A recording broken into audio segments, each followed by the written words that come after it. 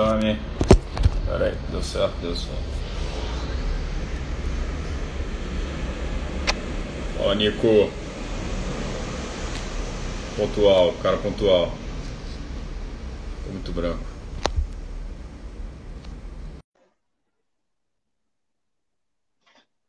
Foi? Tá indo aí. Chamei aí, Nico. Fala, meu velho. Fala, senhor. Beleza? Pontualidade, pontualidade pouco habitual no Brasil. É.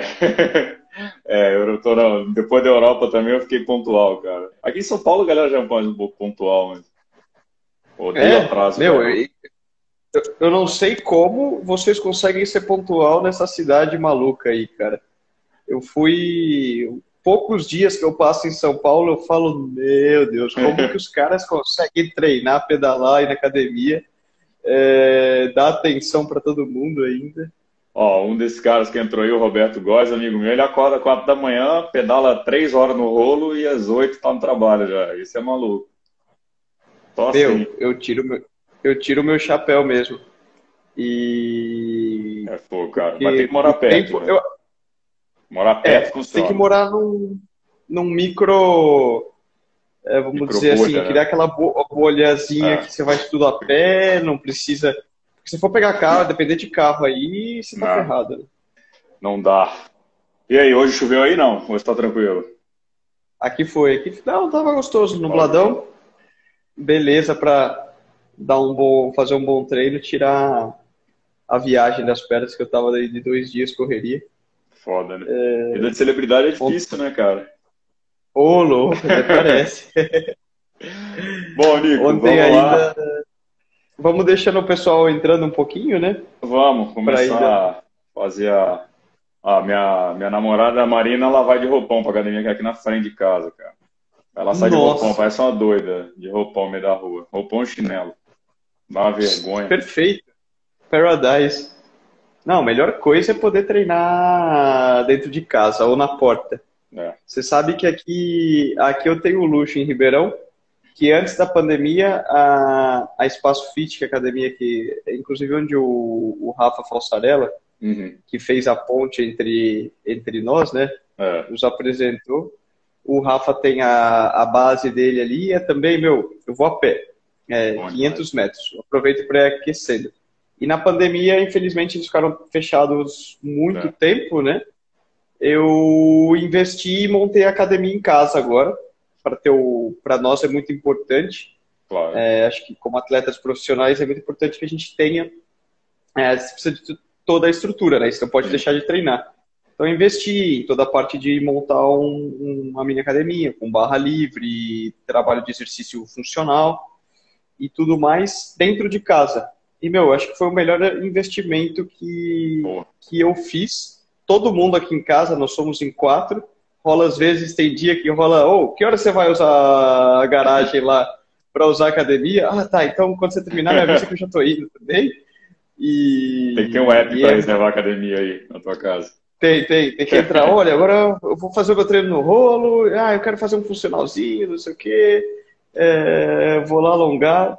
Tem fila. Mas é muito bom, cara. Ah, Essa com liberdade, você certeza. treinar dentro de casa e você já termina, já toma o banho, já segue para outra. Com certeza. É, Acho que coisas boas que o mal da pandemia nos trouxe, né? com O certeza. Você próprio treina muito no home rolo ou não? office. Cara, não. Honestamente, não. Na, eu morei um tempo na Bélgica Uhum. e quando eu estava ainda fazendo facul. E no inverno eu acho que eu gastei todos os meus quilômetros de rolo que eu tinha direito, porque aí era punk. Eu saía para a faculdade de manhã, 8h30, 9 horas, que lá começa um pouco mais cedo, e voltava, por exemplo, 4h30, 3h30, 4, mas já estava escuro. Eu saía escuro e É, voltava escuro, porque era no a inverno. Europa é foda. Então, e Bélgica no inverno é essa típica garoa de Uhum. São Paulo, porém 363 dias no ano. E E aí escurecendo eu cedo, né? queimava a roupa. E escurece Escurecendo cedo, né? cedo, sabe? É. Foi a coisa que eu mais achei Queimava. estranho, cara, de morar na Europa. Você, bom, você dá vive isso quando tá lá, né? Mas tanto no inverno quanto no verão, né, cara? Porque no inverno amanhece tarde e escurece muito cedo. E no verão, ao contrário, tipo, eu lembro, eu estava em Milão, morei 2 anos e meio lá, né, cara? Então, tipo, 10h30 da noite, tá 36 graus, puta sol, seu relógio biológico fica maluco, cara. Maluco, maluco, maluco. É muito complicado, cara, assim. Eu falar, no verão é legal. Cara, assim, mais ou menos, porque fica muito quente, cara. E aí, puta, dormir é mais difícil, tem mosquito pra caramba lá também. Então, assim, a galera acha que é só luxo, né? Morar na Europa. Vai nessa. Tem os perrengues também. Tem que ter, né? Tem o lado bom e ruim de tudo, né? Tem que se Com adaptar. certeza. Para mim, Bom, a época do ano mais legal, eu sempre gostava do outono, cara. Eu outono achava é legal. fantástico. Outono é legal. Bom, vamos lá. Entrou bastante Vamos. gente aí. Queria primeiro te agradecer aí por aceitar o convite, da gente fazer a live.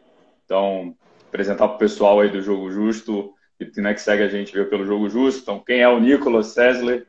O Nico, o único brasileiro aí hoje pedalando no Pro Tour. Me corrija aí se eu tiver errado alguma coisa, hein? 26 anos, formado na FEA, barra Bélgica, não é isso? FEA e Bélgica. Rolou um intercâmbio aí no meio. E atualmente você mora, em teoria você moraria na Espanha, né? Estaria morando na Espanha, hoje é atleta da Burgos, BH lá em Espanha, na Espanha, e está em Ribeirão nesse exato momento por causa da pandemia. E por isso que a gente está se falando tanto esses dias, né? Um monte de projeto rolando. Histórias parecidas, né, Gabriel? Parecidas, né? Porque, de novo, coisas que foram aparecendo e vão ajustando graças ao mal da pandemia, mas a gente tem que sempre tirar o lado bom de tudo isso. Concordo.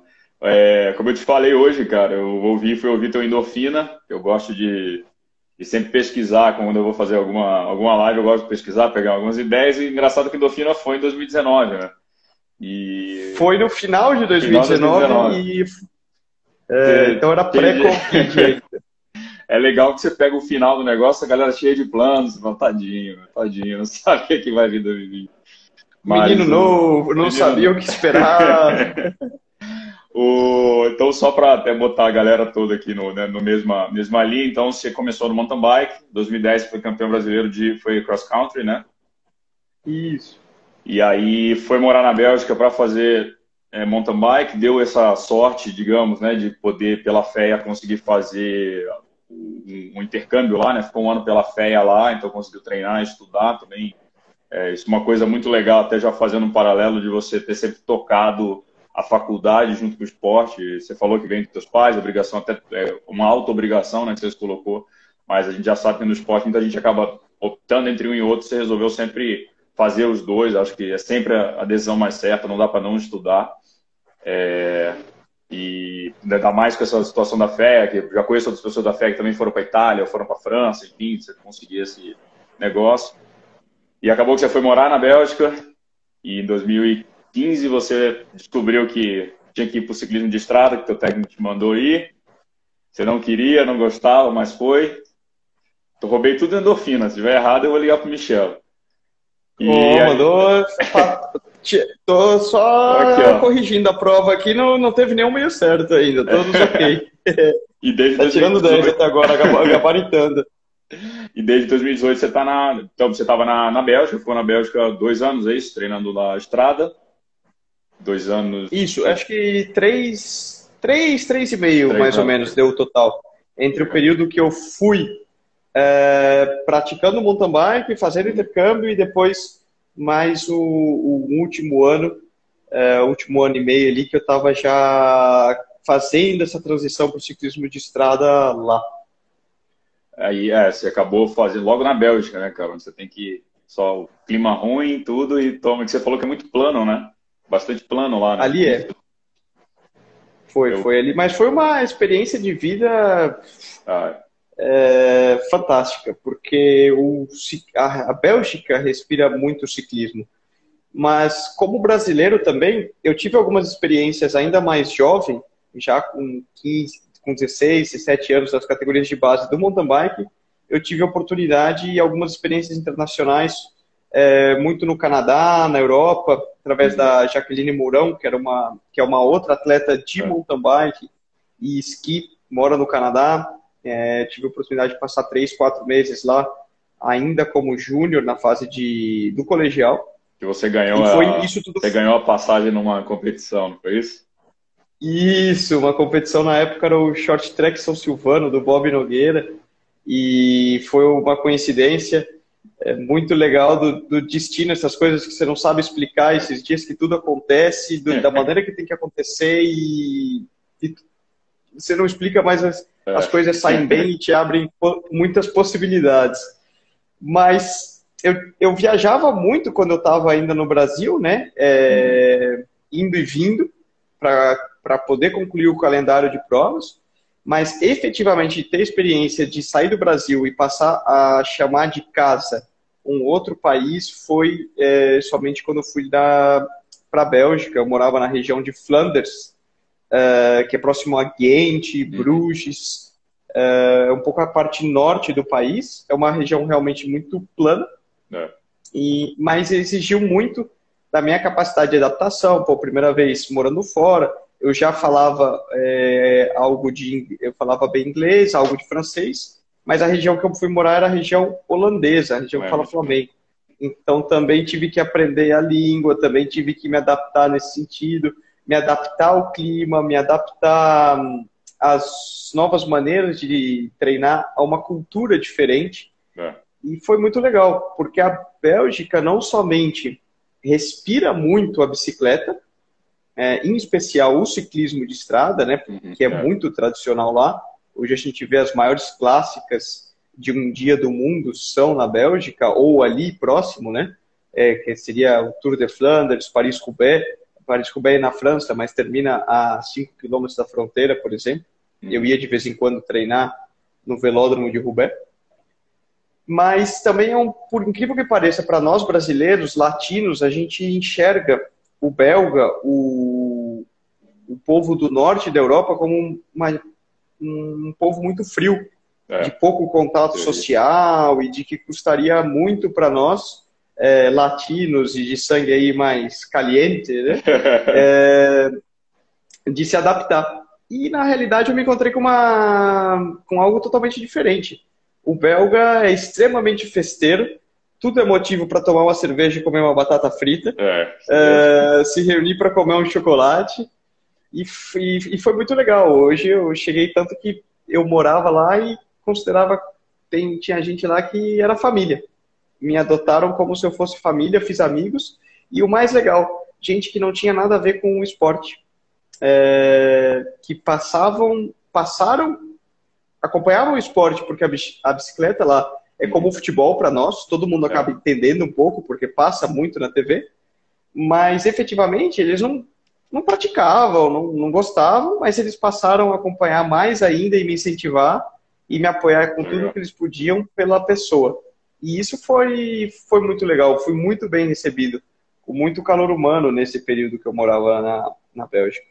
É legal você falar uma coisa que eu até anotei no Endorfina e eu gostei do seu posicionamento lá, é uma coisa que eu defendo muito, que é o negócio da língua, né? Que eu acho que muitos atletas, às vezes, a gente vê isso muito no futebol, às vezes o cara foi contratado por um time francês, um time italiano, chega com toda a entourage dele lá, não se adapta, não fala língua, não fala nada, vive naquela bolha dele e tem esse problema. E a galera às vezes reclama, o italiano, o francês é preconceituoso. Só que o cara não se deu nenhum trabalho, o cara está no país dos outros, ele não se deu nenhum trabalho eu vejo que é uma questão de respeito. Quando você chega num país do outro, você fazer... Eu também, por coincidência do destino, estudei italiano antes de morar na Itália, mas não tinha nenhuma previsão de ir para a Itália. Eu estudei de curiosidade e quando fui para lá, a minha receptividade foi muito diferente daqueles que não falavam. O italiano, como você falou, a latina é mais caliente nesse sentido e o italiano tenta te ajudar. Mas, cara, eu fui trabalhar num banco. Então, chegava num banco, tinha uns caras que falavam inglês, mas quando eu lembro que assim, teve, acho que a primeira reunião, eu era muito claro com o meu chefe, ele estava todo tenso falando inglês assim, eu falei, calma, fala italiano que eu entendo, mas fala devagar. O bicho deu uma relaxada, cara. Já, vamos lá, vamos tomar um café, não sei o quê, Pelé, calma, não sei o quê. Acabou. Mudou tudo. E aí foi desde o primeiro dia. Então, assim, eu acho que é uma questão de respeito até pro outro. E na língua tá a cultura também, né? você já vai pegando um pouco dos hábitos, um pouco da cultura e vai entendendo o que é o dia a dia do cara, né? Total, total. Eu acho que você falou muito bem. Tem uma questão que eu entendo como respeito, Uhum. porque quando você passa a morar naquele país, você é um visitante. Você vai à casa de visitar a casa de outra pessoa, você se adapta aos hábitos da casa. Meu, Perfeito. não me importa que você não gosta de comer ovo com batata frita, mas se naquela casa o cara come ovo com batata frita, quem é você para não falar que você não vai comer ovo com É, batata frita? Dando um exemplo. O é, mesmo vale a um país. Você chega ali, eu acho que é uma questão, e você pretende morar na casa de outro, você tem que se adaptar à cultura. Se você não gosta, pois vá morar em outro lugar, né? exato. Mas também, não só essa questão de respeito para com os locais, mas faz a tua vida muito mais fácil. Você é capaz de se integrar. Sim, Eu dou um exemplo. A gente, e ainda mais como brasileiros, a gente adora receber um gringo, receber bem, que ele é, goste do nosso país, veja o legal que é. Mas se você leva esse gringo, por exemplo, para uma para um grupo de amigos seus, por mais que os amigos falem inglês e você fale muito bem, existe um gap de que você não se sente natural sim, falando inglês com ele, né? exato. Você acaba se sentindo um pouco mais formal, tem uma série de coisas que você não se sente confortável, você não encontra o mesmo humor. E às vezes você vai conversar com um amigo seu que está ao lado brasileiro, você não vai falar inglês com o seu amigo, você fala Exato. português. E sem querer, tentando ser educado, você acaba deixando aquele gringo de fora da conversa. Então, na medida que o gringo aprende o português, vamos falar, ou na medida que eu pude aprender o Flemish, eu pude aprender depois o espanhol na Espanha, a minha vida ficou muito mais legal e eu pude me adaptar muito melhor e ser muito mais feliz fora do strictly performance, né? Uhum. É. Que seria fora somente dos resultados e alta performance, porque eu pude me integrar muito melhor, fazer amigos efetivamente e abrir muitas portas. Ah, e assim, né, cara, quando você resolve quando você sente em casa, tudo vai melhorar. Seu treino vai melhorar, tudo, você tirou aquele peso, fala, cara, eu me sinto em casa, tô bem, você vai treinar feliz, vai trabalhar, né, feliz, enfim. É, tudo Exato. vai, né, cara? Tudo flui com mais Exato. naturalidade. Porque isso é uma das coisas que eu descobri muito, e acho que a pandemia me ajudou a realizar, que a base de um atleta sólido, de um profissional sólido, ou de uma vida de sucesso, Uhum. independente seja esporte, o que for, é que você esteja feliz. Exato. E você se sinta realizado com o que você está fazendo. Esse é o início. Você tem que gostar do que você faz. Claro que você vai ter dias difíceis, problemas, dias de chuva, dias de sol, a música, né? Dia de lutas, dia de glória. Dia de Mas a base pandemia, de dia de tudo é que. lockdown, mas vai ter um pouco. Mas o sol sai, a vacina vem, Exato. Exato. então tudo se resolve. Mas você tem que gostar do que você faz, você tem que ver um porquê. E isso começa por ter uma vida. Principalmente quando você está longe de casa, do outro lado do planeta, tendo que se adaptar a uma cultura nova, se adaptar a hábitos diferentes, se posicionar, garantir o seu espaço profissionalmente, porque você está ali constantemente É. lutando, você sabe muito bem. É, no esporte, por exemplo, eu corro numa equipe, quando eu estava numa equipe belga, tá, beleza, mas eu estou tirando o lugar de um belga local. Sim. Por que que eu não vou chamar aqui o Joanito da minha cidade e vou colocar o Nicolas que vem lá do Brasil e tá, enquanto eu poderia pôr o Joanito? Você tem que ser Exato. muito melhor do que o cara É. para justificar isso, né? Tem. Quanto mais você vai subindo essa escada, Uhum. você, no setor financeiro corporativo, você sabe muito bem. Mais gente que está no teu lugar Exato. e mais política, financeiro, tudo isso entra também, além puramente da sua performance, Exato. da sua capacidade de entregar o resultado. Né? A política se torna mais intensa, a gente pode É, falar. tem esse E componente. para você fazer isso bem, você tem que estar feliz, você tem que Sim. estar se sentindo em casa. Porque se você não tem essa base e não vem um porquê, você começa a não entregar o mesmo resultado, você vai trabalhar desmotivado, você não vai ter os mesmos níveis de concentração e não consegue entregar e devolver a mesma performance que você poderia. Não, concordo. E me conta um pouco como é que estava o teu 2020. Você começou, tinha um contrato até dezembro, tem, falou, beleza, o ano que a Bulls foi convidada para a volta à Espanha. Como é que estava o teu 2020? Conta aí, antes de você vir para Ribeirão. Já estava na base, estava treinando? Eu acho que esse pegou todo mundo com as calças curtas, né? Para quem se tiver curiosidade de escutar a entrevista com Endorfina, vai saber dos meus planos e que eu esperava. Esperava muito de 2020 e seria um ano de muita afirmação pessoal e profissional também, né? Seria seu terceiro ano, né? Como ciclista de estrada, né? Profissional, não é isso? Terceiro. Como ciclista profissional, sim, terceiro e meio. Eu cheguei a fazer em 2017 um breve estágio, que seria como um programa de trainee que você faz, muito similar a um programa de trainee em uma empresa, em um banco, ou o que seja, você tem essa possibilidade de fazer o programa de trainee em uma equipe profissional, quando você ainda é sub-23 amador. No caso, na época, eu fiz esse programa com a equipe de Israel, que por 4 meses. Foi também uma experiência muito legal. E isso no final de 2017. Com base na minha performance nesse trainee da Israel, que surgiu a oportunidade de assinar o contrato profissional com a Burgos. Legal. E, efetivamente, 2020 seria e foi o meu terceiro ano como ciclista profissional.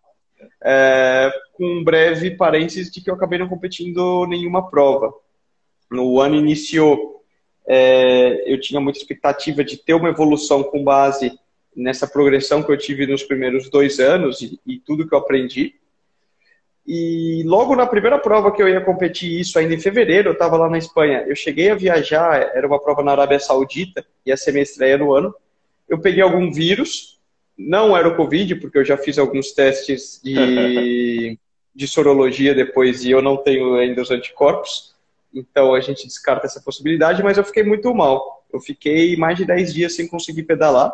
Nossa. E acabei não estreando. Isso atrasou toda a minha pré-temporada. Mas, bom, essas coisas acontecem, teoricamente, e o mundo não acaba amanhã. E a temporada é longa, né? Era para ser longa. Deveria ser, né? E nesse meio tempo, quando eu estava me restabelecendo, veio esse tal desse Covid e acabou varrendo muitos dos planos competitivos para 2020. Porque se algo de bom trouxe, foi que eu retornei ao Brasil, passei todo o ano para cá, e descobri uma série de outras coisas. Aqui está o jogo justo para não deixar você mentir. exemplificar, não deixar que eu minta. E uma série de outros projetos que eu pude iniciar, muito em fruto de estar aqui e de não poder retornar depois, posteriormente, à Europa para competir. E passávamos o ano de 2020, por um lado, sem competições, mas com um crescimento, tanto no nível físico, eu pude trabalhar em uma série de pontos que levam muito tempo para um atleta melhorar, e às vezes, você tendo um calendário de competições, um cronograma a seguir, você não pode se dar o luxo de trabalhar nessas coisas, porque você vai estar cansado nessa competição, você vai chegar ali muito desgastado, então você acaba deixando de lado. Eu exemplifico muito a academia, que a gente começou a conversa falando, né? Então, o trabalho de fortalecimento muscular e ganho de força, ele leva tempo e exige muito esforço, porém você não consegue fazer durante a temporada um trabalho sólido, enquanto você está no período de competições, porque ele te deixa muito desgastado. Sua performance, depois desse tipo de treino, cai muito. E você acaba deixando de lado. Foi uma das coisas que eu aproveitei. 2020 eu não estou competindo, vamos mandar bala nesse sentido. Aspectos de nutrição, explorar novos tipos de treino, high carb, low carb, etc. E tudo isso eu sinto, e os números, o Training Peaks hoje, né, não deixa a gente mentir, os watts, os meus números melhoraram muito.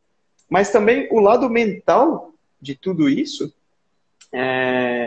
eu cresci muito também e surgiram uma série de novas oportunidades. Eu abri os olhos para uma série de coisas que talvez por estar somente ali, mente fechada, só focando no high performance, competições, etc., naquela bolha, eu não enxergasse. Vi, por exemplo, o projeto de um podcast que eu fui convidado para participar pelo Leandro e o Álvaro, que é o Gregário Podcast, está sendo, e eu estou aproveitando e aprendendo muito através do podcast, o próprio programa do Jogo Justo, que a gente se conheceu e estamos trabalhando e melhorando as ideias armando a partir daqui. Exatamente, que logo a gente vai divulgar para o pessoal. Surgiu oportunidade, por exemplo, recentemente, que foi uma experiência fantástica para mim, eu não tinha ideia, de trabalhar como comentarista no Campeonato Brasileiro de Mountain Bike na TV Band, e me permitiu enxergar o outro lado da mesa, né? A gente sempre olha desde aqui na TV, ou no meu caso, competindo, e eu nunca pensei o quão complicado e o difícil que é o trabalho do cara que está tentando cobrir, trazer informação.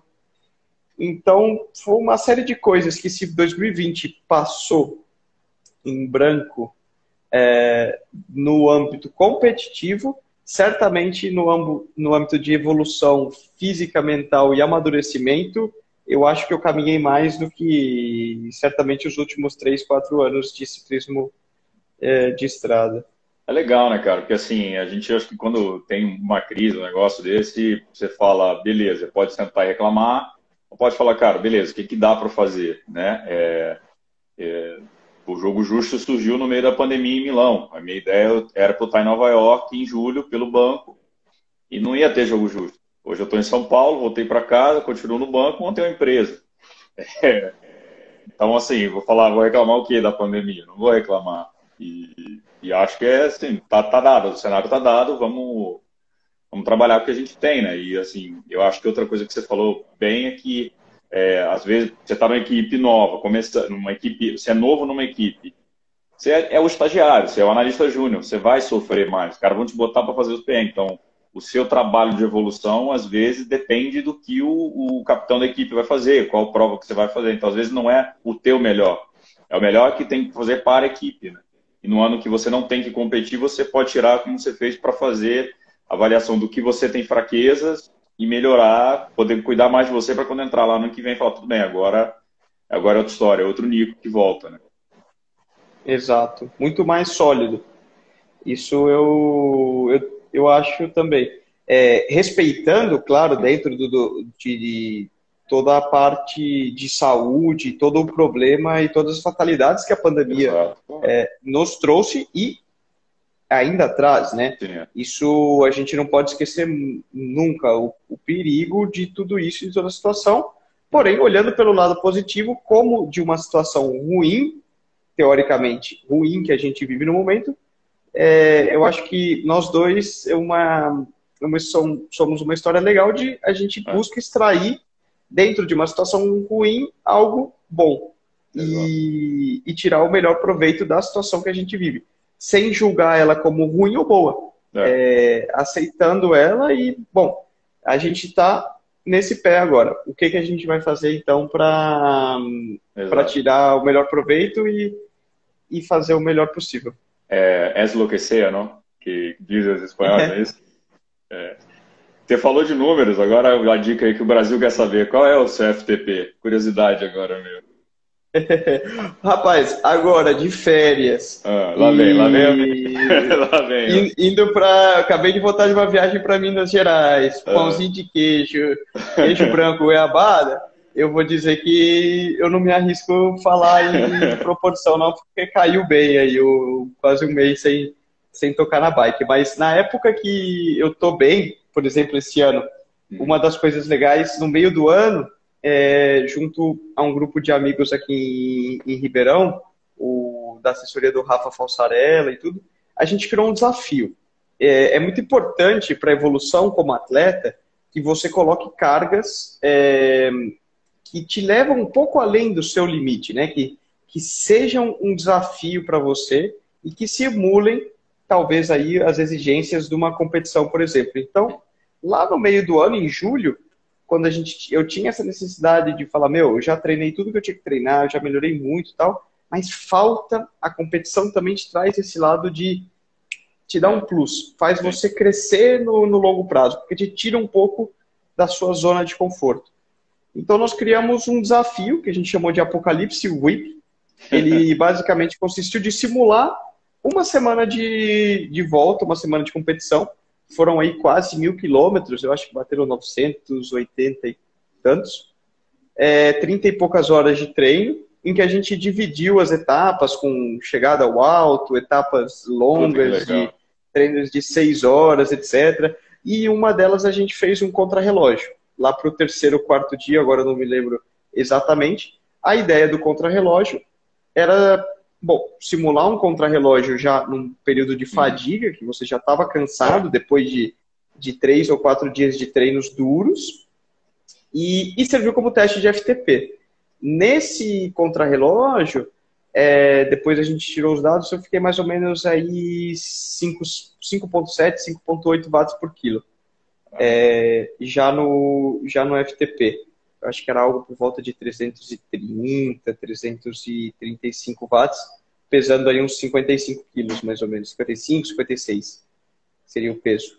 Mais para 56. Você tá andando com os caras bons aí. Os caras são tudo doidos aí de Ribeirão. Falsarella e companhia, tudo maluco aí, cara. Aqui tem uma galera pirada, viu? Não posso reclamar. Tenho bons parceiros de treino aqui. O pessoal de Ribeirão me acompanha forte. É bom. Muito disso ajuda, né, cara? Você ter um bom grupo de pedal, um bom clube, né, de gente para treinar junto, motivar e remar no mesmo sentido é bom. E assim, o seu esporte, porque você vem do ciclismo já há muito tempo, mas você vem da mountain bike, que era o esporte, você não precisava andar, tudo bem, o time ajuda. Mas é o que você falou até no endorfina, né, tá no pelotão, né, se comportar em pelotão ou com mais gente pedalando ali junto, isso acaba tendo esse duplo ganho, né? E outra, eu acho que tem muito lado mental, né? De novo, a gente falou no início, você tem que ser feliz e estar feliz para render bem. E às vezes esse aspecto social da bike é uma das coisas mais legais do nosso esporte, né? Da bike, do triatlon, da corrida a pé. A natação eu acho que talvez não tanto, né? Dentro dos esportes de endurance, porque você está ali com você mesmo na água. Mas, de maneira geral, o aspecto social, você pode treinar um cara high performance profissional e ao mesmo tempo está treinando com um menino que está começando, de 12, 13 anos, com alguém já de mais idade, 75, 80 anos, você consegue ajustar. Porque não são, claro, existem treinos que eu falo, eu tenho que estar extremamente focado, seguir uma estrutura muito fixa que simule uma competição com aqueles tantos minutos a tantos watts, recuperando tantos segundos e tal. Mas não são todos os dias assim. Muitos dias você tem a oportunidade de socializar, de conversar e de aproveitar, né? O treino, de novo, tem que ser prazeroso. O teu trabalho, seja ele num escritório, num banco, numa loja, ou o meu, que é treinar e ser um ciclista profissional, você tem que gostar dele. Você tem que se sentir realizado, tem que ser prazeroso, para que você faça bem. Não, concordo. Quando você falou aí que você foi fazer a cobertura do evento, tal, o Campeonato Brasileiro, eu te falei já que eu assisti, né? E uma das coisas que eu gostei muito foi o Avancini vir competir. O Avancini está no nível altíssimo, vindo brigar pelo brasileiro, brigar de verdade, fez força, assim, e acaba trazendo o respeito à prova, né, do cara que hoje é o ícone do mountain bike brasileiro e do ciclismo brasileiro, né, digamos assim, e veio para cá fazer. E ontem a gente conversou, né, a gente fez a nossa reunião ontem e você falou muito sobre esportes e entretenimento, né? e você acha que o Avança está nesse esquema? Você acha que isso pode ser um legado interessante para o ciclismo? Total, total. Eu acho que dentro da situação do ciclismo, uma das coisas que eu realizei muito rápido, isso eu lembro muito bem, quando eu passei o trainee com a Israel e a gente fez uma sequência de provas na Itália. O Giro de Toscana, Memorial Pantani, Giro de Emília, algumas provas na Lombardia, enfim. O que eu vi era sempre o mesmo speaker, o mesmo cara apresentando, ele fazia as mesmas piadas dos mesmos atletas, ele fazia as mesmas coisas, porém, cada dia para um público diferente. E conversando com um dos companheiros de equipe, ele falou, nós somos um circo, né? Que vem a diferentes cidades circulando e trazendo felicidade e entretenimento. E eu faço a brincadeira, né? Na verdade, o esporte é a política do pão e circo. Por que alguém liga a TV para assistir uma corrida de bicicleta? Por que alguém vai assistir uma competição de triatlon? Por que alguém vai no estádio assistir um jogo de futebol ou liga a TV, paga o pay-per-view? Assim como você assiste um filme de Hollywood, você assina o Netflix, você quer relaxar, você quer descansar a cabeça, você quer ver algo divertido, você quer ver algo bom, uma história de superação, você quer enxergar algo positivo, você quer um entretenimento. E o esporte é isso. Você como atleta profissional, eu falo, meu business, eu estou no business do entretenimento. O nosso negócio é entreter, é trazer coisas boas, felicidade e alegria às pessoas, através daquilo que a gente faz bem, que é o esporte. É o esporte. Trazer benefícios, né? Trazer vantagens, coisas boas para a vida das pessoas. Eu tem um podcast chamado Máquina do Esporte. Maquinista do Esporte. Eu não conheço, vou pôr na minha lista aqui. É um site de marketing esportivo, que é Máquina do Esporte, e ele montou o podcast, que é Maquinista do Esporte, está no 20º pouco episódio, e eles entrevistaram o CEO da NBA no Brasil, o head da NBA no Brasil, não o CEO. E ele perguntou, qual é o teu business? Ele falou, meu business não é basquete. Meu business é geração de conteúdo. Eu gero conteúdo. É isso. Não é um campeonato de basquete com 20 times, 30 times. É geração de conteúdo.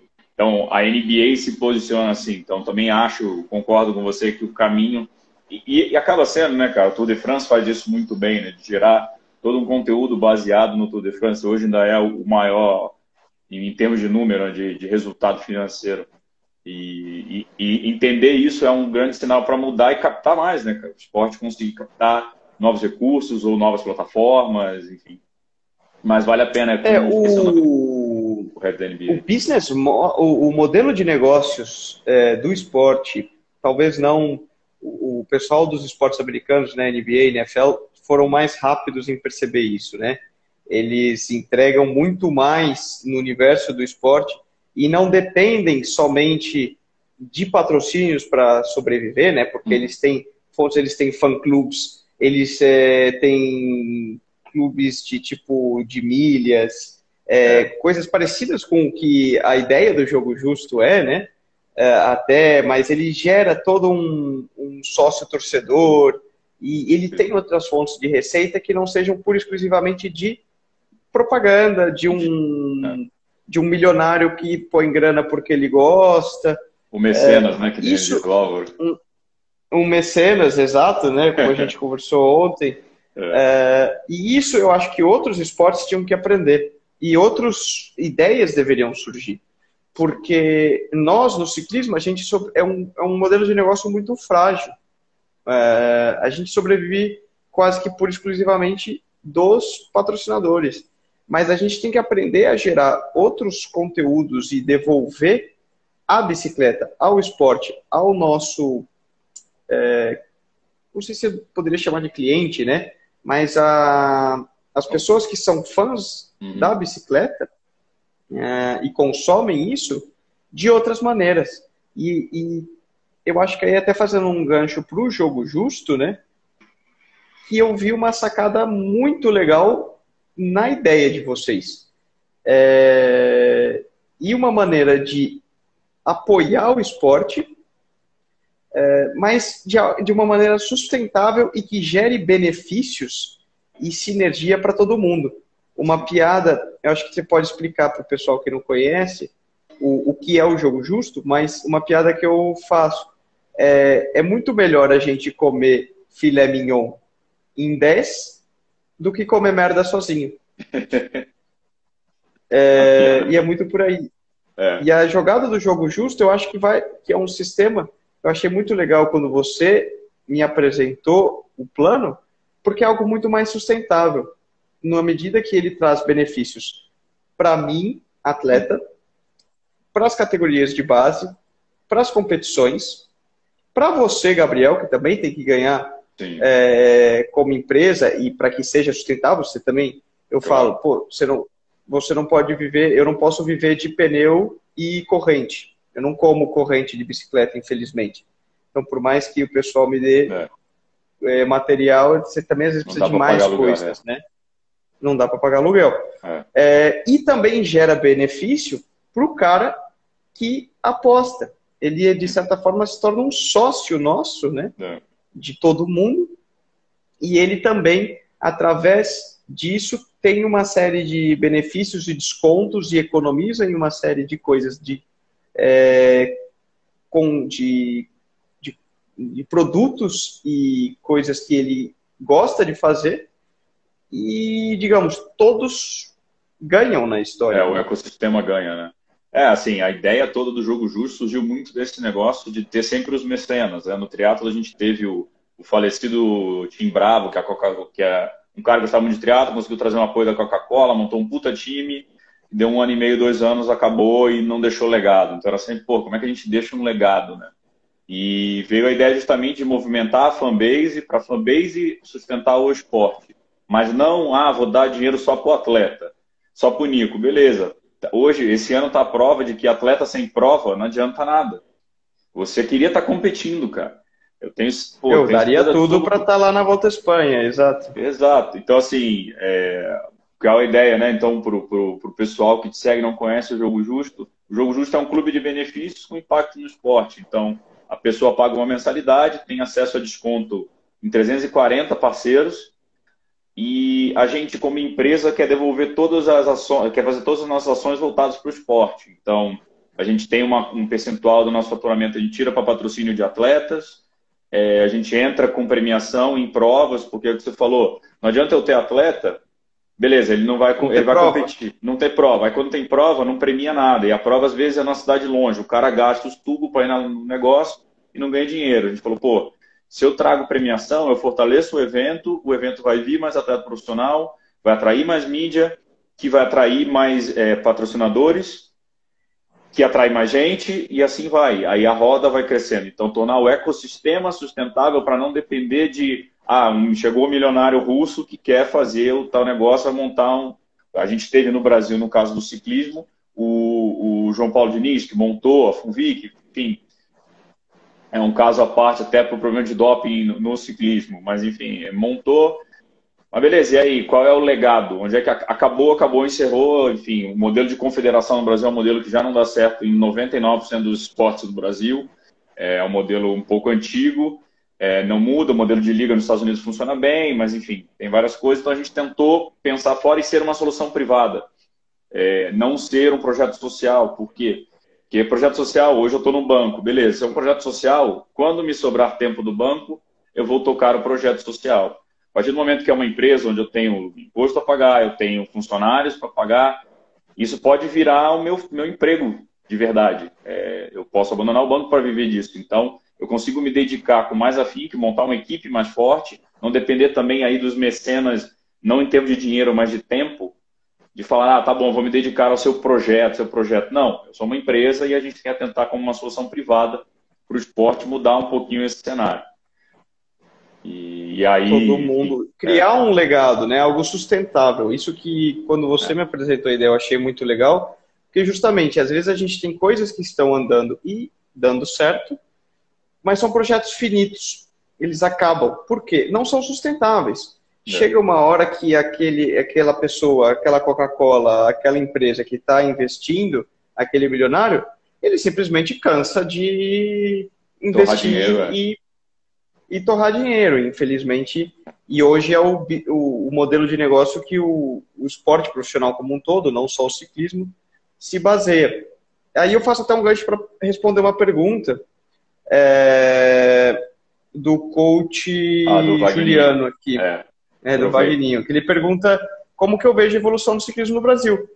Eu vejo como péssima, largada e triste. Uma história triste, porque a gente tem um talento enorme. Eu vejo uma evolução, talento físico e genético nós temos de sobra, mas por falta, como você falou, falta de provas, falta de categoria de base, falta de perspectiva, porque as coisas começam e acabam. No alto performance, a gente acaba perdendo muito do nosso talento. O mountain bike talvez seja uma história paralela que está caminhando muito bem, porque da mesma maneira que essa roda na estrada, por exemplo, talvez esteja travada no momento, ela não está rodando para frente, o mountain bike, uma vez que a roda pega a inércia, ela vai melhorando. O fenômeno Avancini, ele devolve muito para o esporte. Por quê? Traz o esporte em exposição. Tendo exposição de mídia, mais empresas querem apostar e vem um retorno financeiro relativamente sustentável em investir naquilo. Em contrapartida, se existem mais empresas, existem mais equipes, existem mais oportunidades, mais projetos de base.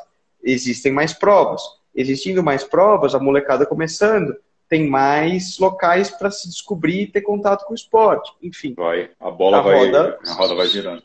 Eu vou puxar o gancho da sua resposta para falar assim, como tornar o Avancini não um novo Guga, ou seja, não ser um acidente de percurso, ou seja, um cara que tem um talento, mas foi sorte, foi o acaso, e assim, como trazer novos Avancini, novos atletas, ou seja, o que você acha que hoje o mountain bike está em voga, o que dá para fazer, a gente sabendo que o mountain bike vai ficar, sei lá, 2 ou 3 anos ainda assim na alta, e vai ter um gap do Avancini para uma segunda geração, mas o que dá para fazer com o fenômeno Avancini no curto prazo, na tua opinião?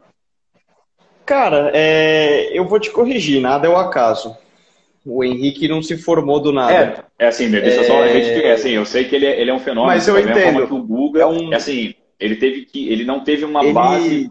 Ele aconteceu, exato, mas não foi um programa estruturado para acontecer novos Avancini. O Avancini era um cara talentoso, foi para fora, voltou, um cara muito persistente, cabeça dura, e foi talento nato, mas assim, não foi um programa desse programa vão sair mais 20 Avancines, não. Isso, o Avancini não é um fruto do mountain bike brasileiro. Isso. O Avancini é um fruto dele, da família. E da história dele. Ele não é um fruto do nosso esporte, vamos falar. Do nosso projeto como país. Eu acho que a gente precisa iniciar por ter um Avancini, ter um Avancini, ter um Guga, ter um Cielo, que seja, te dá uma referência muito boa.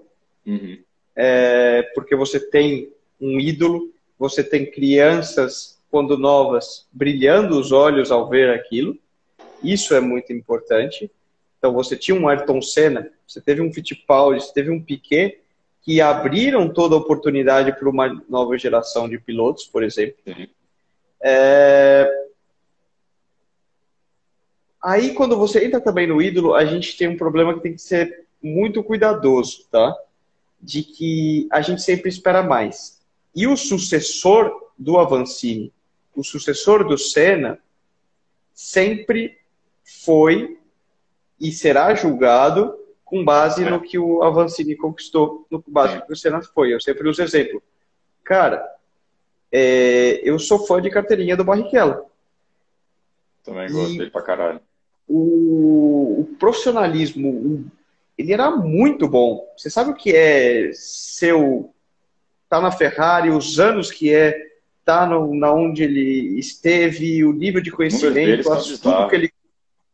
tudo que ele conquistou, simplesmente que, né, ele coincidiu com um Schumacher que talvez não permitiu que ele ganhasse mais. Porém, se o Barrichello vem nos anos 70, antes do Fittipaldi, ele era uma lenda. Sim. O problema é que ele veio depois do Senna. E não menosprezando nada do que ele conquistou, porque, de novo, eu acho que enorme e tenho o maior respeito, mas na visão do público geral, muitas vezes ele era até taxado, motivo de piadas, etc. Quando não era para ser. Por quê? Você ter um ídolo anterior, ele deixa o pós muito difícil. Sim. Então, o fenômeno Avancini, o sarrafo está muito alto. Então, no fenômeno Avancini, o que eu considero que seria um sucesso, antes a gente não tinha nenhum brasileiro entre os top 25 do mundo. Se depois do Avancini você passar a ter 2 ou 3 brasileiros andando entre os 25 do mundo, isso seria um sucesso para o país. Constantemente. Entendeu? Para o projeto. E o que você tem que fazer, eu acho que tem que ser feitas coisas como o mountain bike tem feito. Projetos como o do próprio Avancini, de criar equipes de base, de devolver esse conhecimento. E aí eu falo, vem muito da nossa parte como atletas profissionais, quando a gente está no high level, ou quando chegar no momento de nos aposentar, devolver a bicicleta, tudo que ela devolver o esporte, né? E desculpa, não só no âmbito da bicicleta, mas o esporte que for, devolver a nova geração tudo de legal que o esporte nos proporciona, tudo que a gente aprendeu, e tentar ajudar de alguma forma a que a nova geração não cometa os mesmos erros. Eles vão cometer erros, tem que tropeçar, mas se através desse conhecimento, você puder ajudar que ao invés de tropeçar 50 vezes, ele tropece somente 30, ele já ganhou. Claro. Acho já valeu. A frase que você falou do devolver ao esporte, eu acho que é a chave que o Avancini está devolvendo enquanto está no alto, né? Isso é interessante, porque ele consegue devolver e não ser, agora eu aposentei e vive dali. Não, o Avancini está lá, ele está podando a categoria de base, e se vacilar, eles vão largar juntos em alguma prova, o Avancini vai querer dar na cabeça dos moleques, e os moleques vão falar, cara, o cara, ele tá junto do negócio. Acho que isso é um puta diferencial. Eu mesmo, quando eu falo com o Avança, eu falo, enorme admiração por o que você está fazendo, não somente pelos teus resultados, claro, admiro demais, mas muito mais pelo teu lado fora das pistas. Eu realmente não entendo como você consegue encontrar tempo, disposição, energia e colocar tanto coração e tanto em tudo que você tem feito para devolver pelo esporte. Desde o programa de produção do off, isso é muito legal. Porque, a gente adora ver, de novo, nós estamos no business de entretenimento. Todo mundo adora ligar lá o programa e ver bike, ver treino, ver triatlon, ver basquete, enfim, o que for. Mas é difícil. É difícil produzir, entregar um produto legal. Então, legal. Isso eu acho muito legal. O que ele faz ensinando a molecada e o que ele faz inspirando outros que não estão diretamente com ele, mas que, através de conhecer a história dele, através de ver ele como uma referência, podem se motivar. Com certeza. E acho que mostra também, cara, que o atleta hoje não é só o treino, né? O atleta, uma das coisas que a gente tem batido um pouco cabeça, assim, tem conversado com muitos atletas, o atleta não é mais sentar a bunda e treinar. O atleta tem que aprender a dar visibilidade, a gerar conteúdo. O atleta, de novo, não é o blogueiro que vai ficar tirando foto, olhando para o chão. Esse não é o papel do atleta. Só que as empresas vão procurar atleta, pessoas que deem retorno financeiro, ponto. O atleta tem o ponto da performance, que já é um diferencial que o blogueiro não vai ter, e o atleta tem. Só que se o atleta não souber se comunicar, não souber postar, não souber fazer nada, ele não ativa as marcas. Então, assim, é difícil você trazer dinheiro novo, acaba mexendo com as mesmas marcas de sempre e tal. Então, assim, o Avancini podia estar só sentado treinando, falando, cara, eu sou líder do ranking mundial, vou sentar a bunda e treinar porque eu quero continuar líder. Mas não, estou gerando conteúdo, estou ativando a minha marca, estou mostrando como se faz e com essa grana eu estou devolvendo ao esporte, o esporte está crescendo de novo, porque é uma coisa que a gente defende no Jogo Justo, e entra com a tua frase, né? Cara, quanto maior for a torta, maior o pedaço de todo mundo, cara. Isso é muito legal. É a tua frase. Nico, faltam 5 minutos para acabar. Eu vou te fazer uma pergunta polêmica antes da gente encerrar, mas assim, a gente falou bastante Já do tá dando mountain. 1 hora de live. É Já. difícil entre nós dois, que a conversa durasse 1 hora, Chama o Álvaro aí, não chama o ia ser Álvaro aí. fácil. Ele vai... Não, a gente abre outra, 4 horas. A gente falou muito do mountain bike, mas assim, o que você acha que o ciclismo brasileiro pode fazer de estrada? Você acha que Eu acho que tudo começa por que a gente volte a ter corridas, tá? É difícil dizer quem vem antes, o ovo ou a galinha. Então, se quem vem antes é ter estruturas e projetos de escolinhas ou se é ter corridas. Não falo de corridas a nível profissional.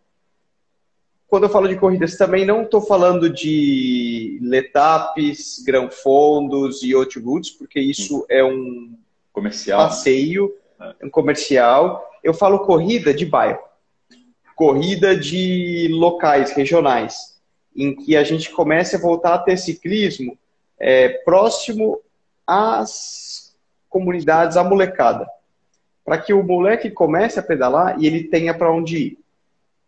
Ele tenha lá, ter aquele primeiro sabor de levantar os braços e se apaixonar pela bicicleta, se apaixonar pela competição. E aí eu falo de nível regional. Na medida que as ligas regionais e mais provas se fortaleçam, e isso gere automaticamente, tendo mais provas, a gente tem mais empresas que se interessam em investir, mais projetos de escolinhas, de cidades que investem, seja através das prefeituras, etc.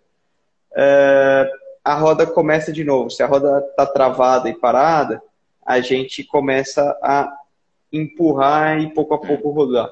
Tendo mais provas, começam a surgir mais crianças, mais gente pedalando, mais gente em contato com a bike e a gente começa a ter novos avancines, novos talentos, novas culturas, novos demandas Nicos. Por provas e novos Nicos. Tudo volta. E começa a rodar, começam a surgir provas de um nível mais alto, a gente passa a ter mais brasileiros na Europa, que não seja só eu, a gente começa a ter uma renovação da base, novas referências e a gente começa então a girar tudo, volta a andar. O que a gente tinha lá nos anos 80, 90, a gente teve uma geração de ouro. Ali o pessoal não lembra muito, mas quando na época de que tinha a Calói, o Antônio Silvestre, Fernando Louro, Mauro Ribeiro, todos esses, Magalhães, Vanderlei Magalhães, foram uma geração de ouro do nosso ciclismo que talvez na época mal aproveitada, e mal divulgada a história desses caras, né? A gente não sabe, muitos não sabem o que aconteceu e o passado que a gente teve, e o que aconteceu eles deixou morrer, porque não houve renovação disso tudo, né? É uma pena, o Brasil, como você falou, acho que a gente tem muita coisa, tem muita matéria-prima, orientar direitinho que a gente consegue trazer novos talentos, enfim, que tem dinheiro, tem gente querendo fazer, hoje tem um ponto também que muito cara que andava de bike hoje é CEO de empresa, então tem gente com grana que quer investir, só que depende de projetos sérios. Acho que o ciclismo de estrada passou por um problema de doping muito forte, né? Mundial e Brasil, que acaba afastando os caras. Essa é uma cultura, um bom ponto que você tocou. Eu acho que o ciclismo de estrada vive a situação que ele vive porque ele se colocou nessa situação, tá? Então, em parte, essa cultura antiga que foi formada final dos anos 90, 2000, hoje paga o preço. E o ciclista brasileiro, de maneira geral, não se renovou quando houve uma mudança de gerações lá no final dos anos 2000 altos para a década que a gente entra, em que não existe mais margem para esse tipo de coisa, porque ninguém, de novo, a gente já tem um modelo de negócio tão frágil e ninguém vai querer se associar a um esporte que traz imagem negativa.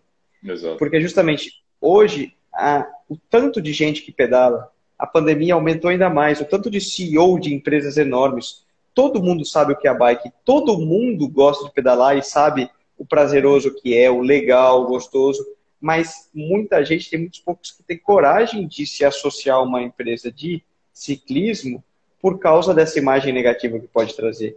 Mas o problema é que o atleta da estrada não percebeu que não existe mais margem para isso, que o ciclismo mudou. Que na medida que você faz isso, é uma atitude extremamente egoísta, você põe em risco a continuidade de 100 esporte, famílias, né? Que Quase do dependem esporte, daqui. no geral, no caso aqui no esporte, né? Botou o No esporte em esporte, risco. o esporte morreu. Por quê? Por causa de atitudes egoístas no passado de outros que levaram a gente até aqui.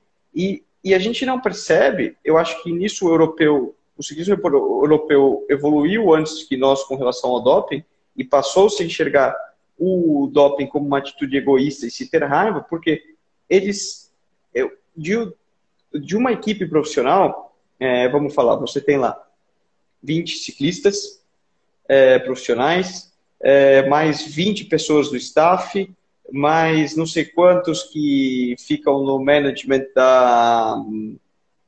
dos carros, manutenção, equipe, um universo de 70, 80 pessoas, são 70, 80 famílias que vivem do esporte, sem contar que essa equipe contrata mecânicos, movimenta hotéis, contrata provas, etc, etc e tal. Na medida que um imbecil resolve se dopar porque ele acha que vai trazer vantagem, ele acabou de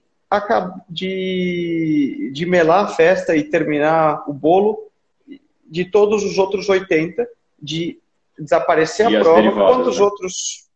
E as derivadas, quantos outros vivem daquela prova, quantas pessoas trabalham na organização daquela prova e dependem daquilo para pôr arroz e feijão na mesa. E quando aconteceu isso nos ciclistas de estrada, eu acho que eles realizaram que você não teve uma equipe, mas você teve inúmeras equipes desaparecendo, você teve inúmeras famílias, todas que gostavam da bicicleta, gostam, que simplesmente se viram da noite para o dia pela atitude imbecil de um cara passando fome, com o pé na rua. Quantas vezes você foi testado esse ano? Eu já vi no teu stories nas 2 últimas semanas, umas 2 ou 3 vezes, só nas últimas 2 semanas. Cara, isso é legal, né? O passaporte biológico que a gente tem, nós somos obrigados, até explicando para quem não conhece, todos os dias, 365 dias por ano, a gente tem que fornecer o endereço do local onde a gente vai dormir e um slot, 1 hora, com um endereço onde obrigatoriamente nós vamos estar naquele dia para que a gente possa ser testado. E a ideia é que eu posso ser testado a qualquer momento, qualquer dia, seja Natal, Réveillon, aniversário, festa da mãe, o que for. A qualquer hora eu posso ser testado. Ontem a gente terminou o call, eu estava depois na reunião com o Álvaro e o Leandro na reunião de pauta, de repente, tocou a campainha de casa, da UCI, eu vim te testar e você, obviamente, tem que ser testado. 10 da noite. 10 da noite. Eles podem vir até para nossa integridade entre 5 e 10 da noite. É o slot de que eles podem vir, para o cara não te acordar também, te respeitar pelo menos umas 6 horinhas de sono, né? Mas isso é muito legal, porque eu falo, algo ruim do meu trabalho, né? Um pé no saco, desculpe o termo, ter que ficar lá, putz, fui viajar e esqueci de atualizar o Adams. Quando, né? Ou, saí para jantar com os amigos, você acaba indo dormir em outro lugar, não sei o quê, e fala, caramba, esqueci de mudar o meu passaporte biológico, deixa eu mudar rápido aqui. Tem esses pormenores.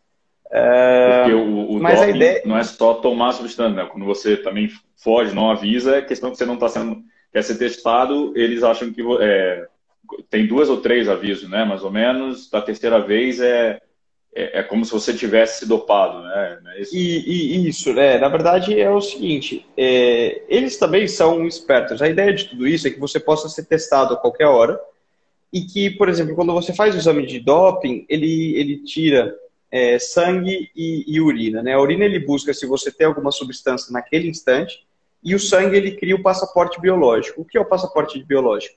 Ele começa a criar uma base de dados de quais são os seus valores normais ali, do hemograma, por exemplo. E, bom, o que é normal para mim, eu posso ter sempre lá 40, 42, 41, 42, 41,5, não sei o quê. Isso para mim é normal. Normal. Você, Gabriel, pode ter lá sempre 45, 46, 47, 45, 40. E para você é normal, perfeito. Ele não está olhando o número por si só. Mas se de repente o Nicolas salta para 46, ele falou, mas o Nicolas sempre tem 40. Como que ele saltou para o mesmo que o Gabriel? Aí tem coisa. E aí eles já começam a direcionar e criam o caso do passaporte biológico. A ideia de que vocês tenham do sistema sempre disponível é uma proteção. Que a qualquer hora você pode ser testado e teoricamente dificulta para o cara que quer fazer alguma sacanagem, né? No outro lado, qual que é a lógica disso? Você estava explicando e se eu falho, se eu esqueço de alterar o meu local, você toma um pênalti, vamos falar.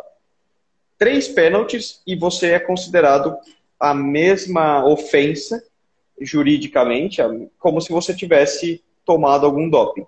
Porque ele fala, olha, uma vez pode acontecer de você ter uma emergência, esquecer de mudar o teu passaporte, ou não tá naquele local, o cara não conseguir te encontrar.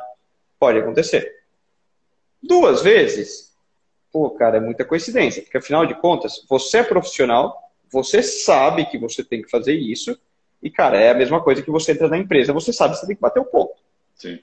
É um saco bater o ponto, desculpa a expressão, mas, cara, você tem que bater o ponto. Tem que fazer, acabou. Se ela vir 3 vezes, aí o cara fala, aí tem coisa. Má fé. Aí tem coisa, e é má fé, e se ele tá fazendo isso, é porque eu vim 1, 2, 3 vezes, e ele fugiu de mim. Você não vai fugir de coisa boa, né? Você não vai fugir de... Você não tá devendo nada, você não vai fugir, né? Exato. Faz sentido, se você... É que nem passar no radar. Se você tá na velocidade, qual o problema? Passar no bafômetro... É igual o bafômetro, um controle de polícia do bafômetro. Tô dirigindo e eu não bebi nada, tranquilo, não tenho nenhum problema em passar. Pode parar, é um saco porque eu queria chegar 10 minutos antes em casa. É um saco, mas beleza, tá me protegendo. Porque vai pegar um cara que tá dirigindo bêbado e tá pondo em risco a minha integridade. Então, no fundo, é como uma batida policial. Isso é o exame antidoping. Se eu não tenho nada a esconder no meu carro e não tenho fazendo nada de errado, tá me protegendo do cara que tá querendo fazer sacanagem e pode causar um acidente porque tá dirigindo bêbado ou o que for. O cara que tá dirigindo bêbado, aí esse tem que ter medo da batida policial e vai tentar fugir da batida policial. É a mesma coisa com o doping, com o exame antidoping. Né? E é o caso assim, né, cara? É um pequeno sacrifício para que o esporte permaneça e continue limpo, né, cara? Então, se é isso que é necessário para que o esporte continue, que você continue rodando, tudo funcionando, então o esforço é mínimo.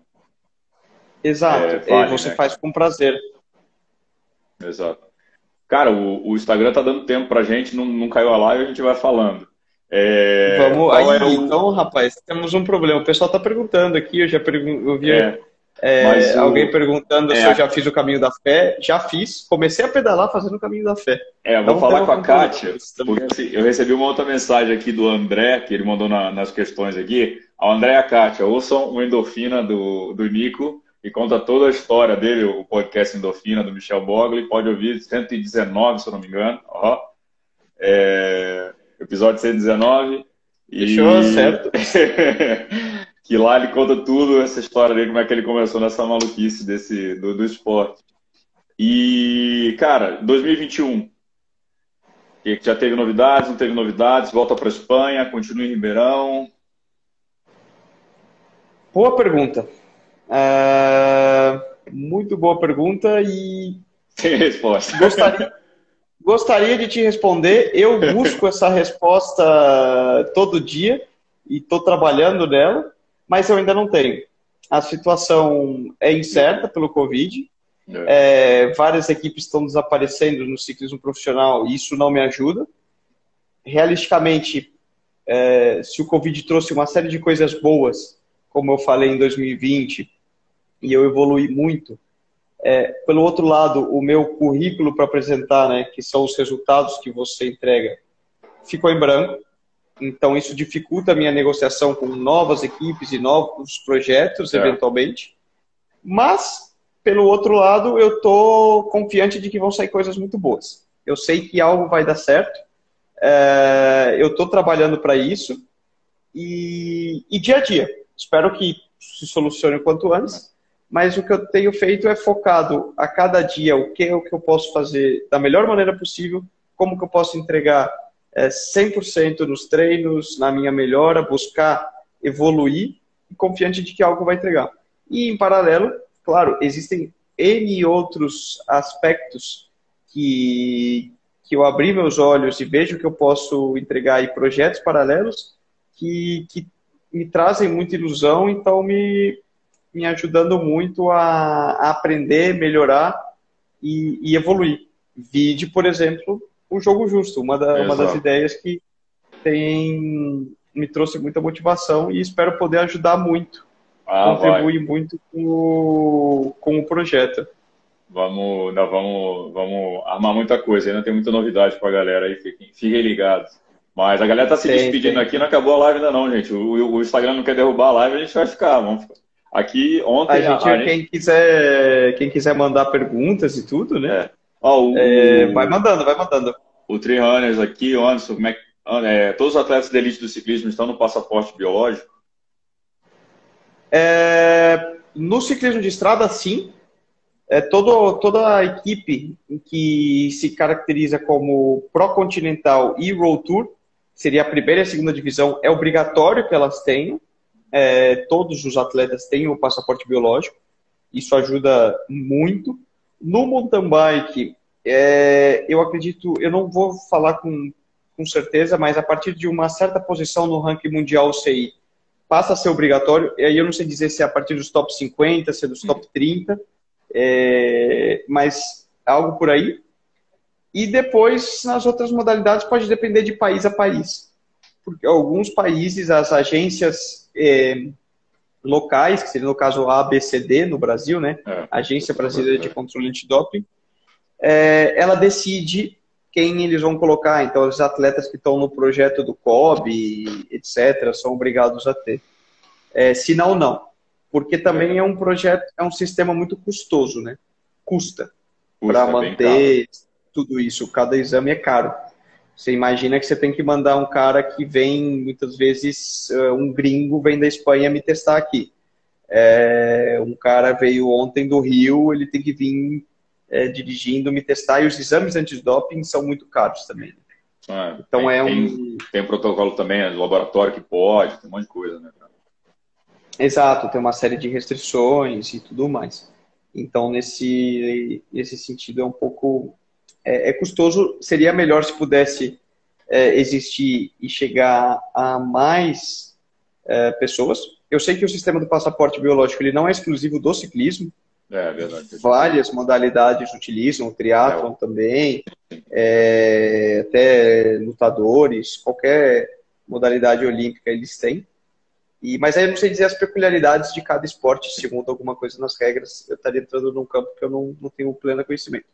É um caminho sem volta, né, cara? Acho que hoje, ainda mais com capacidade de processamento, big data, essas coisas, nuvem, dá para você juntar os dados e parar com aquela história que era como era feito antigamente. Bom, o Armstrong e o Ferrari fizeram isso pra caramba, que era brincar com os limites. Então, hoje, cada um acaba tendo o seu limite, você vai ver a variação do limite do mesmo carro, como você falou, né?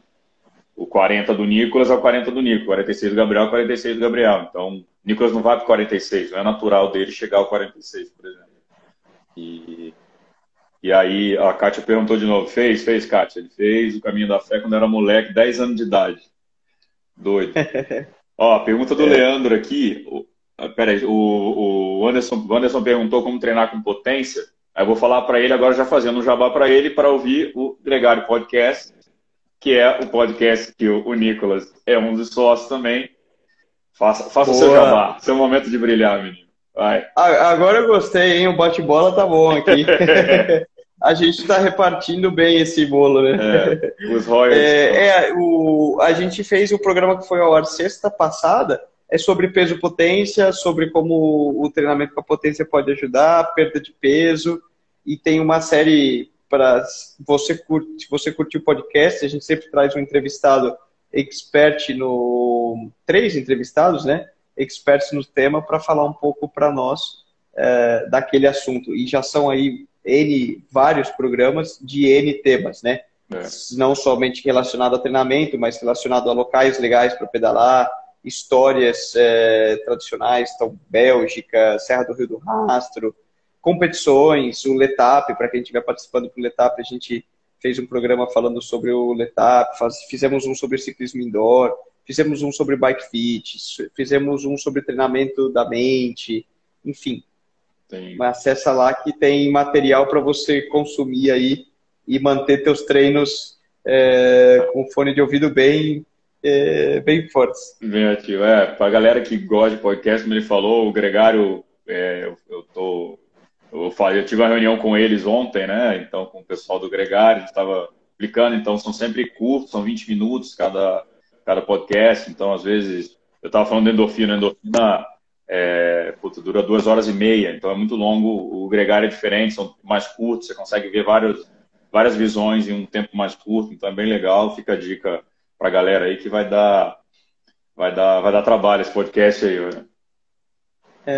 É legal. Depois e manda pergunta, porque lá através do Gregário também uma das coisas muito legais que eu tenho aprendido é interagir e foi uma das coisas que acho que surgiu um pouco a ideia do podcast e de outros projetos, justamente o Rafa, né, o Falsarella, de novo, ele falou, foi um dos grandes incentivadores no sentido de me falar, Nico, você tem tanta coisa legal que você vive, que você teve, tanta história para contar, coisas que você vivenciou, coisas que você sabe, e que para você podem parecer tão habituais e normais que você fala, não, mas eu não vou falar sobre isso porque é normal, mas que para outras pessoas, para nós que não vivemos esse mundo e não estamos tão habituados com tudo isso, vale ouro, é muito legal, a gente quer escutar, a gente quer ter acesso a isso. E você pode transmitir, você é um facilitador de tudo isso, né? Porque até ontem, né, da conversa de ontem de novo, que o Álvaro é um dos sócios do Gregário, ele falou muito sobre a preocupação com a língua portuguesa, né, de gerar conteúdo em língua portuguesa para o ciclismo. E hoje a gente não tem, você seria o único cara para gerar conteúdo em loco, por exemplo, o dia a dia numa equipe de Pro Tour, por exemplo. Você seria o único cara de língua portuguesa que poderia fazer isso, né? Então, entrando também de novo no campo do entretenimento, a gente até soltou um post uma época falando o atleta é uma marca. Então, você não é uma pessoa, você não é só um CPF, você é um CNPJ também. Você tem uma marca, como a gente falou de ídolo, de alguma coisa.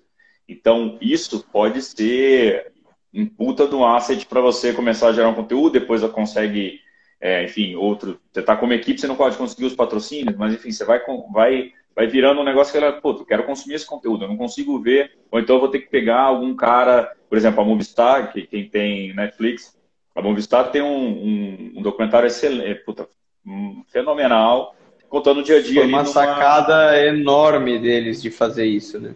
E mostrar as tretas, era uma mistura de competição com a Fazenda, com o Big Brother, porque tinha briga, tem ego de equipe. Reality show total, porque cara, você tem o capitão, tem o vice ali que também quer, todo mundo quer brilhar, enfim, se lidar com ego, é normal, todo mundo tá competindo, você aprende a competir desde cedo, de repente fala, não, você não vai competir, você vai trabalhar para esse outro cara aqui. Fala, eu não vou trabalhar para esse cara.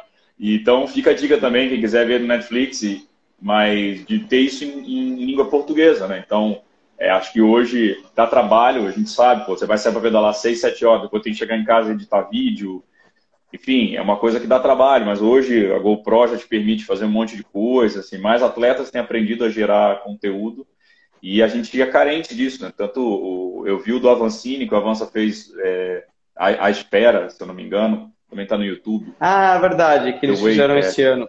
Que era fora os do off, né? que é o fotos do Vida de off. Biker, que ficou fantástico. É lógico que, cara, o Avancini hoje tem uma equipe, tem um monte de gente filmando para ele, mas assim, de pegar essas sacadas e tentar falar, beleza, o que dá para adaptar para minha realidade, para o meu dia a dia e para minha competência de edição. Às vezes, pega um amigo que sabe editar e fala, velho, vai editando, depois no final, quando vier dinheiro, a gente vê como é que faz. Enfim, Isso é verdade. São coisas que a gente tem que eu tenho realmente, seria muito legal. Mas tem que vir um passinho de cada vez, né? A gente não pode querer abraçar o mundo claro. tudo numa jogada só, vamos falar Não assim. tem. O MTB Leandro perguntando aqui, você não tem vontade de voltar para o mountain bike? Rapaz, essa pergunta aí... Essa pergunta é de $1 milhão. Não devia ser feita, hein? A vontade é grande, Leandro.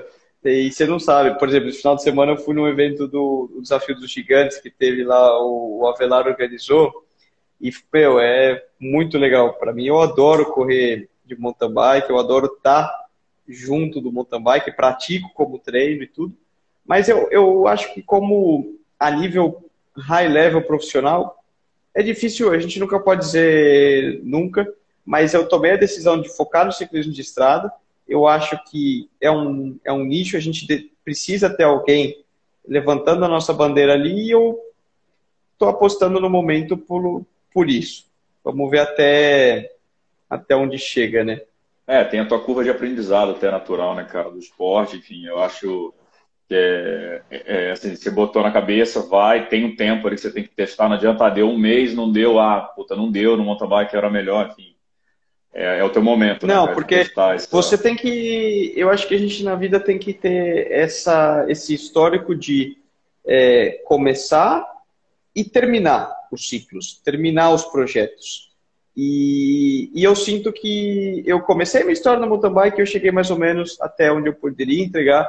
Sempre vou ser grato ao mountain bike, ainda quero competir de mountain bike, tem que seja mesclando, porque agrega muito essa mescla de modalidades, mescla de conhecimentos, e aí eu falo de tudo. Eu sempre falo, acho que a gente tem que ter a mente muito aberta, porque você pode aprender de todos, de qualquer pessoa. Qualquer um pode te ensinar, mesmo que ele seja de algo totalmente diferente. O velhinho varrendo a rua, ele pode te ensinar algo. Você tem que estar aberto a saber extrair isso, entendeu? Então, trazendo ao âmbito esportivo a mescla de modalidades, eu acho que ajuda muito esse cross-training.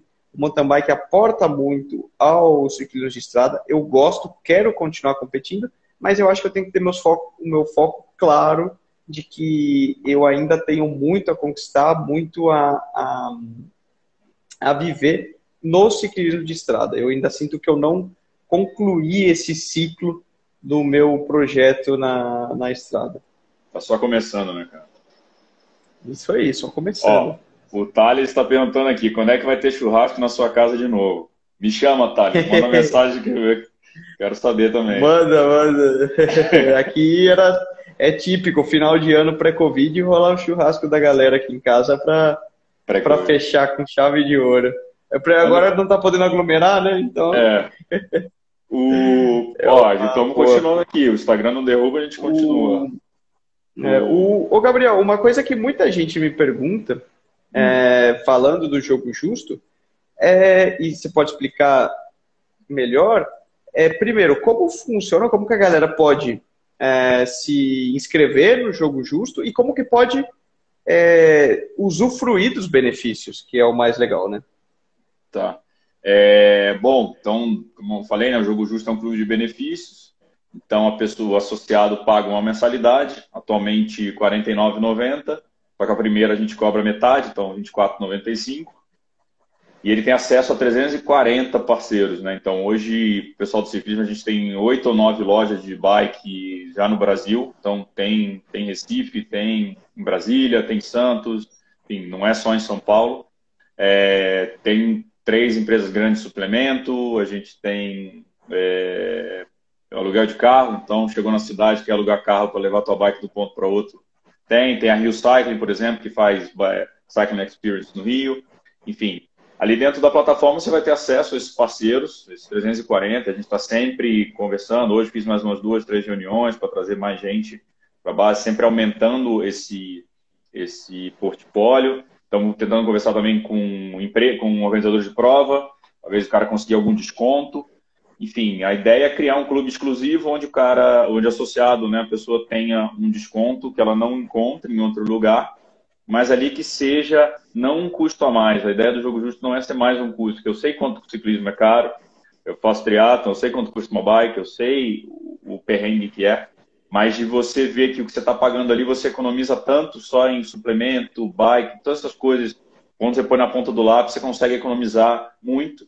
Então a tua mensalidade se paga muito rápido e a gente consegue fomentar o esporte com a receita que a gente tem das mensalidades. Então a gente oferece esses produtos, né, que são de 340 parceiros, pretélios, o negócio inteiro, para que o cliente venha. Eu achei muito legal porque não é só no âmbito do esporte, né? Parceiros de vinho, supermercado, agência de viagem, livrarias, café. O café eu fiquei fã, gastei. Na verdade, economizei uma puta grana, porque eu fui comprar café e você já tem desconto.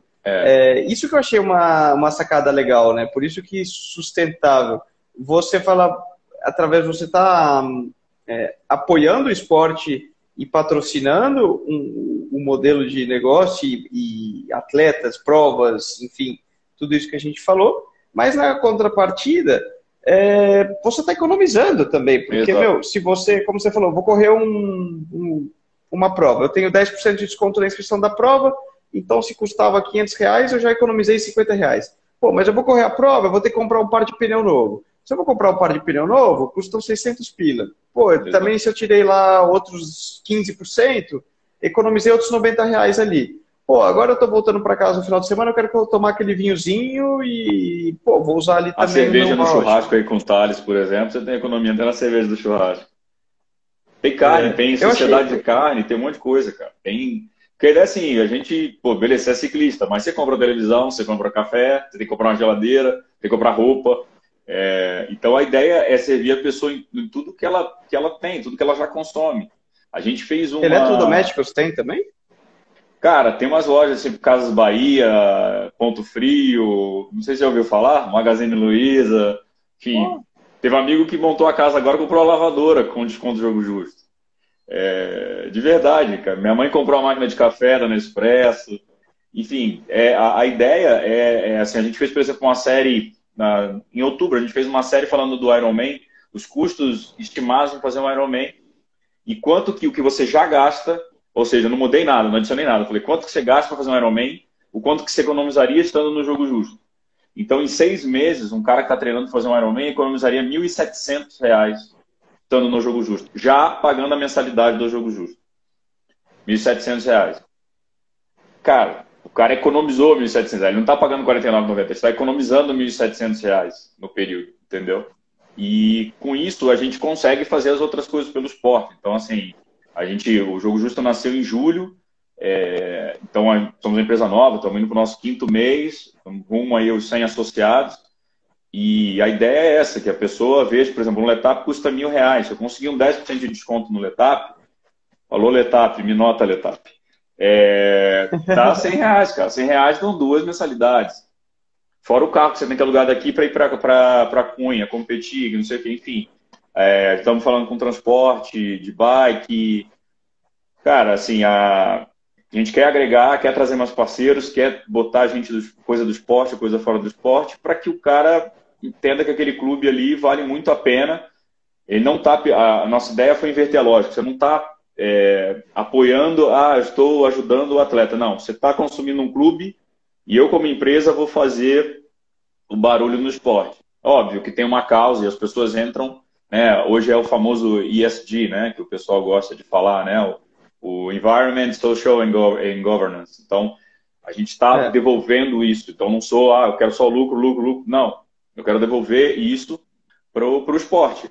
Hoje a gente está fazendo muita coisa dentro do triatlon, mas o Nico está aqui não é à toa. Então, assim, não selecionei o Nico ao acaso. Então, assim, tem outras coisas que a gente quer entrar, tem outros...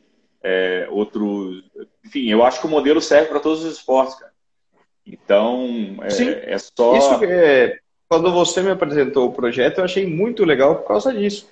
Eu falei, a gente reparte essa pizza entre todos e todo mundo come uma pizza top e Exato, fica bom para todo mundo.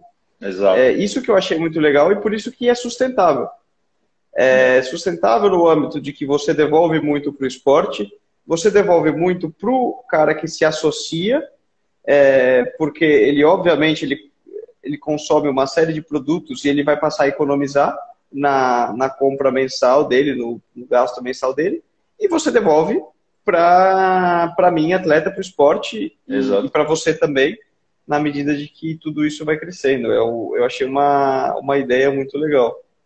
Assim, cara, a gente criou uma regra, né, que a gente passa o percentual do nosso faturamento para patrocínio, tem premiação, tem outras coisas, mas uma parte, assim, a regra pétrea cara, 20% do nosso faturamento com as mensalidades vão para patrocínio. O resto a gente vai ter outras ações, mas patrocínio de atleta vai. Então a gente tem 4 atletas hoje.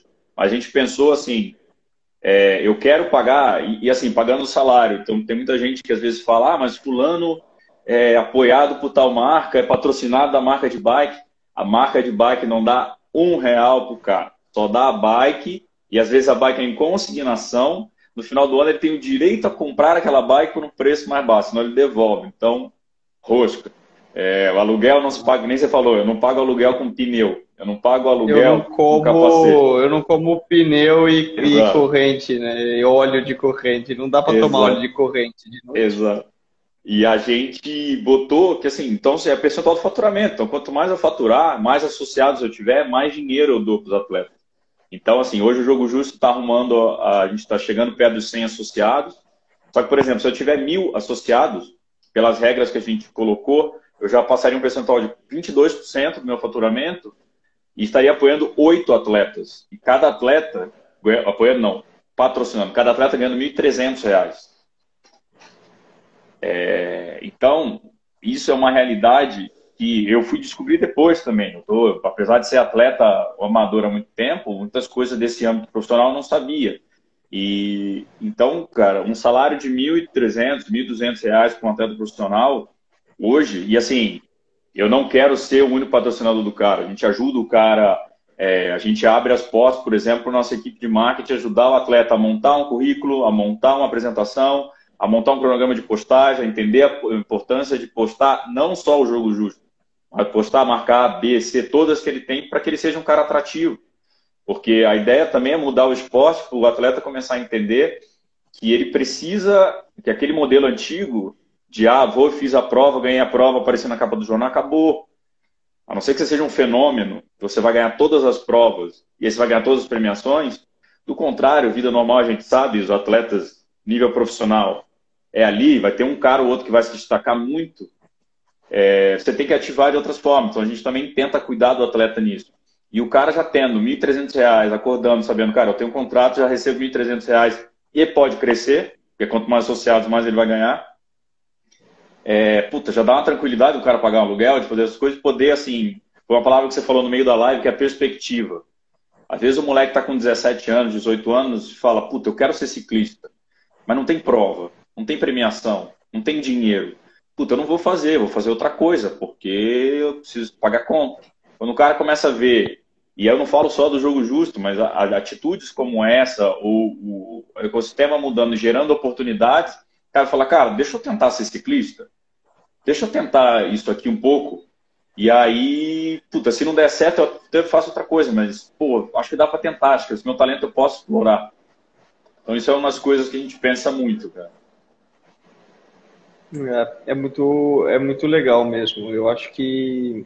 Tanto que quando você me apresentou o projeto, não como atleta patrocinado ou nada, eu diretamente falei, né, conte comigo, porque eu quero apoiar, eu quero que isso vá para frente e eu acho que é uma super ideia. E depois lá na frente a gente olha para ver como que está crescendo. Primeiro, eu acho que tem que crescer, tem que ser divulgado, porque é uma super iniciativa e é um projeto muito legal para todos. Sim. para a pessoa que se associa, porque ele vai ter vantagem, eu, primeiramente pensando nisso, para você, para mim, para as provas, para todo mundo, eu achei muito legal. Pô, legal, assim, cara, a gente conversou, então, assim, a gente está conversando aqui agora, mas a galera não sabe, eu nunca vi o Nico ao vivo. A gente se conheceu e foi apresentado pelo Rafael Fassarella e tal, me ligou, falou, cara, gostei do projeto, mas eu tenho um moleque que vai gostar mais ainda disso. Aí me apresentou o Nico, então a gente tá, já conversei com o Nico, já conversei com o Nico do Gregário Cycling, e já conversei com vários Nicos, já começamos quase de banco também, que o Nico... Eu acho que o Nico vai largar tudo para virar bancário já, mercado financeiro, eu sei que ele quer. Mas, assim, a gente também não descarto. Nem a pau, né? Não, é o Crazy Life que aí não, eu acho Não que dá. essa não sei. Eu tiro o meu chapéu também. Enfim, é como profissão, né? todo trabalho tem seus lados. Você tem que gostar. E eu gosto. Eu sei. Também é um lado. Mas, cara, bom, o Instagram não derrubou a gente, mas já tem 1h40 de live. Então. Quem vai derrubar vai ser a bateria do meu celular aqui que tá piscando. Mas, cara, te preciso, agradecer. por sinal, usar o desconto do Jogo Justo para ver se eu compro um celular novo logo, porque o pobre aqui, com essa história de live o tempo todo, conferência, Zoom e pra cá e home office, o bicho não aguenta mais nada, coitado. É foda. Mas, cara, te agradecer pelo papo, pelos papos que a gente tem tido, enfim, a live acaba aqui, mas as nossas conversas não acabam aqui.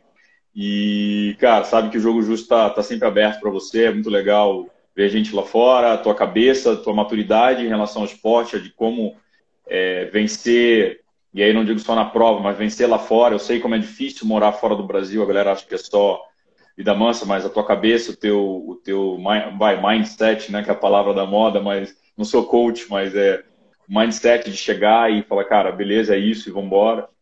E, cara, Jogo Justo tá aberto para você, sabe disso, e valeu demais por ter aceitado fazer essa live com a gente aí. Obrigadão. Eu é quem agradeço, falando em nome do Nicolas e do esporte, de todo mundo. É uma honra poder participar dessa história, escrever um pouquinho, se eu puder contribuir escrevendo algumas linhas. É muito legal. E obrigado pela oportunidade e confiança no trabalho. Que isso, é isso. E obrigado também para todo mundo que participou, mandou pergunta, acompanhou. Quem quiser pode entrar no site, se subscrever, né? Se inscrever no programa e começar a aproveitar. Eu acho que essa ideia de testem, vocês vão ver que eu acho que vocês vão ser convencidos rapidamente. Não, assim, todo mundo que entrou economizou rápido, então, cara, vai na fé, assim, quem tiver ideia de empresa, quer indicar, tem empresa, quer falar com a gente também, vem falar com a gente. E siga o Nicolas na rede social também, o Gregário Podcast, agora futuro repórter de mountain bike, a Fazenda 2021 parece que vai dar certo. Eu acho, eu aposto... Não, calma. 2022, calma. 2022. A meta ainda tem que ser Volta à Espanha 2021, Tour de France 2022 e classificar o Brasil Olimpíada 2024 e conquistar uma medalha. Vamos uma coisa de cada vez ainda. Tá bom. A Fazenda 2025, então, para deixar um lá no... Acabou o Olimpíada, ano pós-olímpico, aquele ano light, você faz uma Fazenda lá e tá top. Boa. Valeu, moleque. Valeu, galera. Boa noite. Obrigadão, galera. Acompanhar. Tamo junto. Abraço. Valeu. Valeu.